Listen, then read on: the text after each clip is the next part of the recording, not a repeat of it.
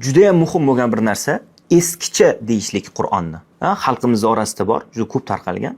Eskichaga bordi, eskicha yodlayapti, eskicha deb ishlatishadi Qur'onga. Bu juda ham og'ir bo'lgan narsa bu. Qur'on qanaqasiga eskicha bo'lishi mumkin? Qur'on hech qachon eskirmaydi, hech qachon eskicha emas. Qiyomatgacha keladigan odamlarga foydali bo'lgan kitob bu. Hech qachon eskirib qolmaydi.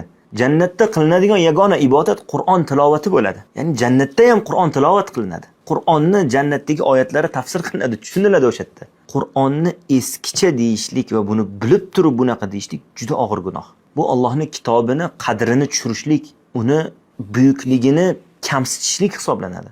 Shuning uchun ehtiyot bo'laylik. Allohning kalomini, Qur'onni tilimizga olganimizda, u haqida gapirganimizda, bu Robbimning kalomi, Qur'onul azim. Alloh Qur'onul azim dedi buni. Buyuk bo'lgan Qur'on.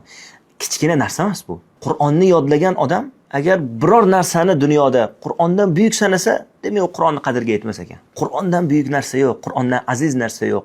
Innahu laqur'anun karim. Karim bo'lgan Qur'on bu. Va innahu lakitabun aziz. Aziz bo'lgan kitob bu. Shuning uchun ehtiyot bo'laylik bu masalada.